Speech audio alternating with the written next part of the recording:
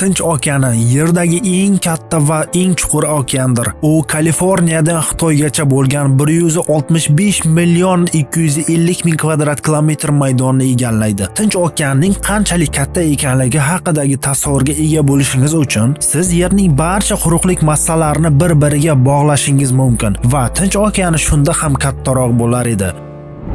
Tinch okeani nomini 1520-yilda tadqiqotchi Ferdinand Magellan okean bo'ylab sayohat qilib, birorta ham qattiq shamol va to'fonlarga duch kelmagani uchun shunday nomlagan. Nomiga qaramay, Tinch okeani faollik bilan to'lib toshgan ulkan suvlar havzasidir. Okeanning katta qismi hali o'rganilmagan, ammo sanoat, baliq ovlash, chuqur dengiz konlarini qazib olish va qazib olinadigan yoqilg'ilarni yoqish kabi inson faoliyati allaqachon uni sezilarli darajada o'zgartirmoqda.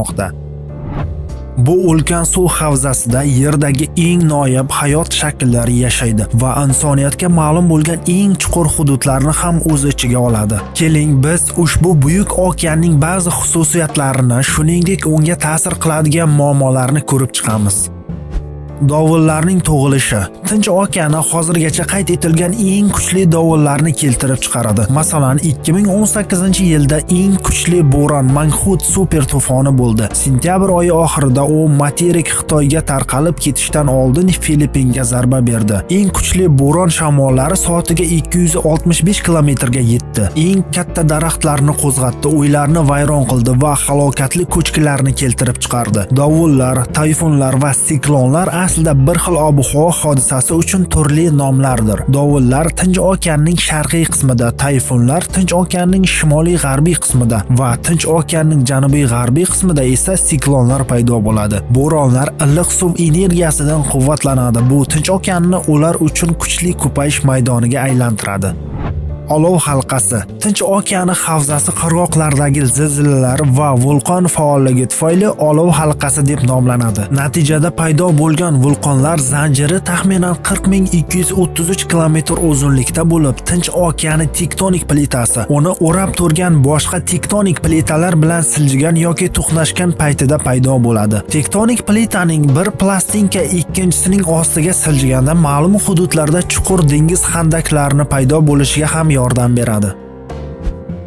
Mariana chuqurligi. Mariana chuqurligi Filippin sharqidagi Mariana arxipelagidagi olov halqasi bo'ylab o'tadigan shunday chuqur okean xandagidir. Bu sayyoradagi eng chuqur joy. Everest tog'ining balandligidan ham chuqurroq. Uning chuqurligi taxminan 12 kilometrga yetadi. Eng chuqur nuqtasi 11 kilometr chuqurlikda joylashgan Challenger Deep deb ataladi. Odamlar 1960-yilda AQSh harbiy dengiz kuchlarining suv osti kemasida Challenger chuquriga tushishgan va kinorejissor va tadqiqotchi James Cameron 2012-yilda yakkaxon sayohat qilgan. Bugungi kunda olimlar vaqti bilan turli tadqiqot maqsadlarida uning tubiga masofadan boshqariladigan transport vositalarini jo'natishmoqda.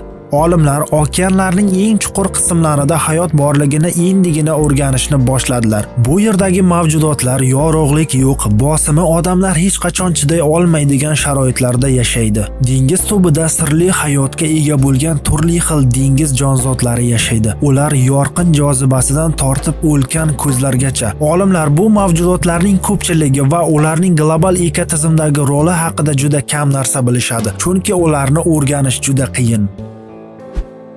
Buyuk Tinch okeanining axlat yamog'i. Gavayi va Kaliforniya o'rtasida Texas shtatining kattaroq hududida joylashgan bo'lib, u Tinch okeanining buyuk axlat yamog'i deb nomlangan. Bu nom dengizdan chiqib ketayotgan ulkan plastmassa orolni tasvirini keltirish mumkin bo'lsa-da, bu joyda topilgan plastmassaning 94% aslida mikroplastikdir. Guruch donasidan ham kichikroq bo'lgan mayda plastmassa bo'laklarini ko'pincha ularni ko'z bilan ko'rish mumkin emas. Topilgan eng og'ir plastmassa Saning aksariyati tashlab ketilgan baliq ovlash asboblari bo'lib, ular ko'pincha arvoh turlari deb ataladi. Arvoh turlari dengiz hayotiga tahdid soladi, chunki ular o'tayotgan hayvonlarni osongina tuzoqqa olishlari mumkin. Tinch okeanidagi axlat yamoqlari sayyoradagi eng katta va ma'lum, biroq boshqa okeanlarda ham bir nechtasini topish mumkin. Chiqindilar girdlari deb ataladigan aylanma dumaloq oqimlarda to'planadi. Mutaxassislarning ta'kidlashicha, u yerni butunlay tozalashning iloji yo'q, ammo ba'zilar Xitoyliklari hech bo'lmaganda muammoni yumshatishga harakat qilishmoqda.